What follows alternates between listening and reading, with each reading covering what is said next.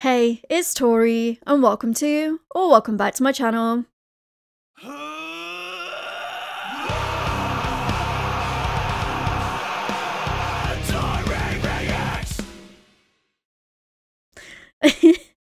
I've been so looking forward to saying that intro again after taking about a month off.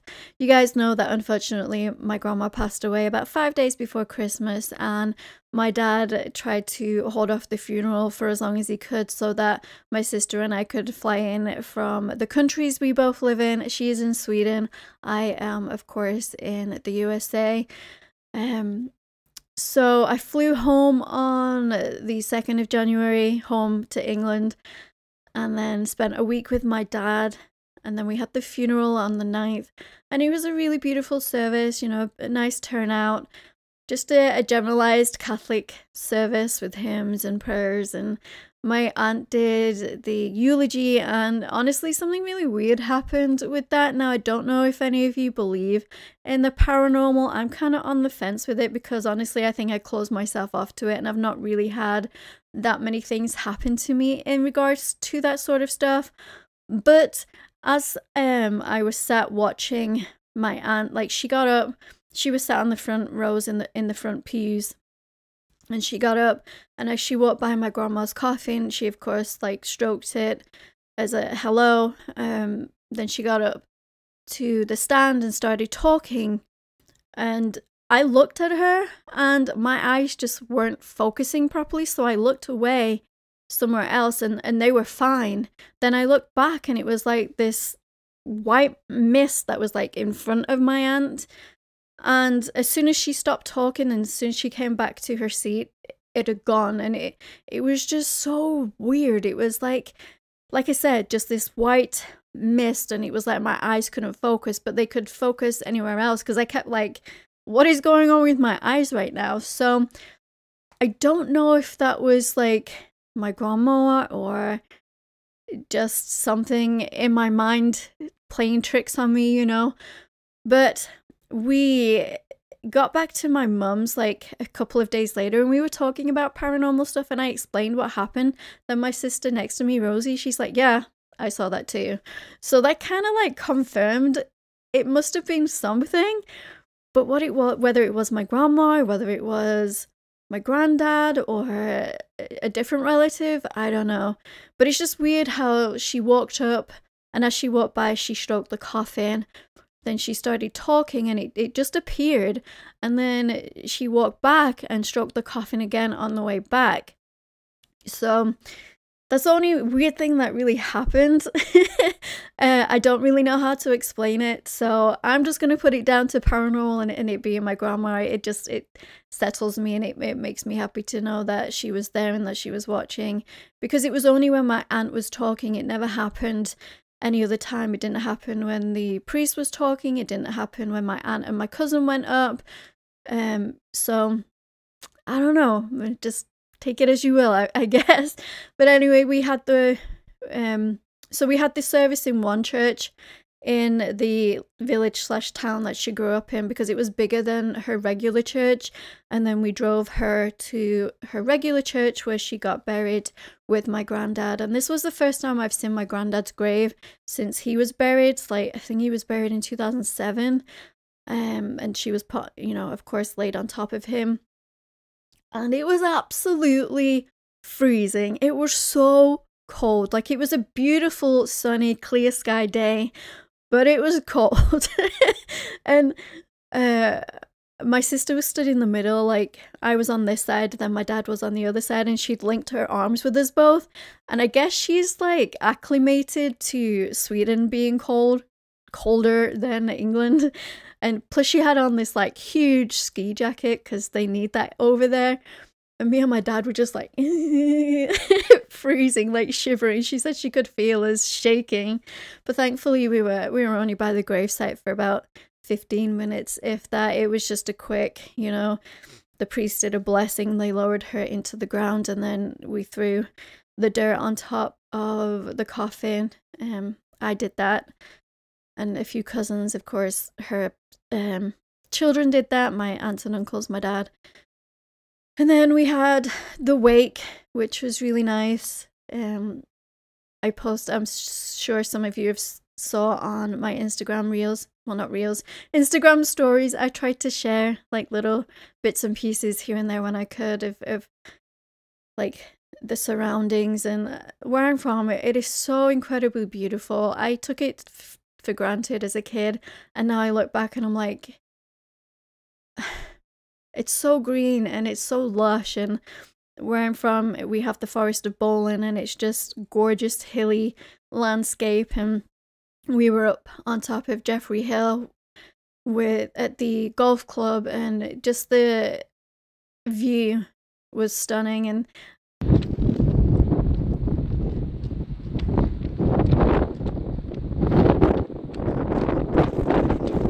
I posted a couple of photos and a video, and it was very, very windy, but it was beautiful. And then of course we were there until late, until the sun started setting, and the sunset was gorgeous. And I posted, you know, of course, that my grandma left us with a beautiful sunset for that evening. So it was nice to see family and to spend time, you know, with them that way, even under such circumstances. Hopefully next time it'll be a little bit happier, but yeah, it was nice. It was nice to be together. And of course my mum came. My mum and dad are divorced, so my mum did come, and my aunt lives in the same town that my grandma lived in, and so my mum stayed with my aunt. And then the following day, Rosie and I went back to my mum's for the next week. My brother kindly drove us back up to Manchester area, which is about an hour drive. So we spent the first week with my dad, and then the second week with my mum, and it was nice. And but I'm glad to be back. And oh my goodness, getting home. I was supposed to fly back on Tuesday the 16th of January, but unfortunately that didn't work out. And we literally got on the plane from Manchester to Atlanta, Georgia, and about 2 hours into the flight, the pilot comes on the speaker system, the Tauri system, whatever you want to call it, and explains that we have a medical emergency on board, and that the best course of action is to turn around and go back to Manchester. And he literally floored it. We took us 2 hours to get to where we were at, but it took him 45 minutes to get back. And as we were landing, because the plane was so fuel heavy, we had to have the fire department follow us just in case with the brakes and the fuel, and it was a big thing.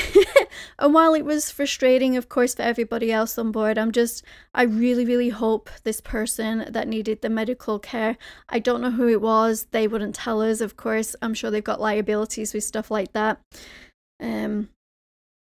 Got the help they needed and are doing okay. I think it was an elderly lady, though I don't know. So we stayed on the plane for 2 hours while the crew and the captain decided whether they just wanted to jump back in, refuel and jump back in the air, or whether just to cancel. And there was just too many moving parts, with passengers wanting to get off, get their luggage, and people wanting to stay. And, the pilot had already flown the 2 hours, and, that's eating into, it was a 9.5-hour flight, so that's also eating into that as well. And I'm sure they have to fly so many hours per day to be healthy. So the pilot made the choice to cancel the flight, and we all got off. We all had to act like we'd arrived in the country, go through customs, collect our bags, and then go back up to arrival so that the airline, Virgin Atlantic, could figure out hotels for people. Thankfully, I'm very lucky. My mum only lives 10 minutes away from the airport, 10-15 minutes roughly. So they were rebooking flights behind the scenes, and so I just waited in departures until I knew what time my flight would be and when. Thankfully for me, mine was exactly the same schedule, but just the day after. So I made the choice to get a taxi back to my mum's and spend the night with my mum again. But It was so frustrating.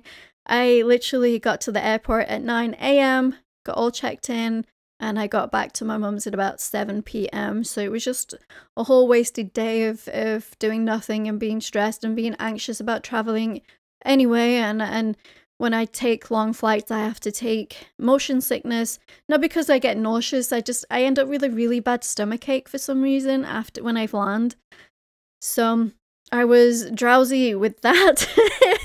So I slept, I think I went to bed at like 9 p.m. and I slept until my alarm went off again at 8 o'clock so I could get back to the airport. And thankfully the next flight back to Georgia went okay and was fine. Sat next to a really nice person, and for some reason, I don't know how, but they managed to sit through the whole flight, 9.5 hours without getting up or going to the bathroom or moving. And that's not really recommended. You're supposed to get up and stretch your legs so you don't get blood clots and stuff. And I like an aisle seat because I have back issues and I like to get up and walk around, and bathroom is easier to get to and I'm not disturbing anybody. So we land, go through customs, security, and then get back into the airport. And as we go into the airport to get to the next concourse for my connecting flight, there's this alarm going off. And it's like there's been an emergency and please stand by or something. I'm like, oh, what now? Like, I can't get a break. And this alarm literally sounded like a red alert from Star Trek. I will post a little clip of it so you can hear.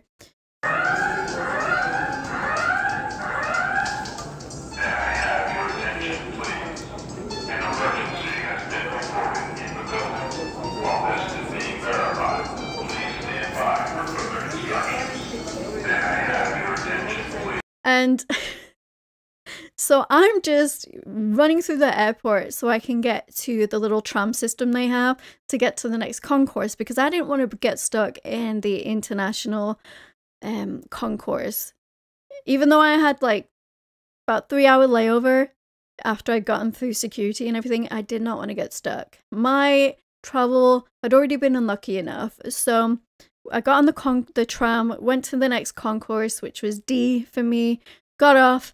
Thankfully, there was no alarm going off in that concourse, and I went and got some food and finally made it back home at about, I think we landed at about 11:30 at night, 11:30 at night. And then, of course, the airport I flew into is tiny. I think it's got like 4 gates, if that. It's only got 2 runways. It's very small and very understaffed. So we spent another 30 minutes sat on the plane, and then about another hour waiting for them to unload all the luggage. So I was so tired. I'd been up since 3 a.m. American time, and it was already getting to like 1 a.m. the next day. So I got home. Usually I would unpack when I get home. I don't like having a case laying around. I like to unpack and I like to put everything, get everything put away. I don't like clutter. But I was just so tired. I got home, had a shower, and went to bed and passed out.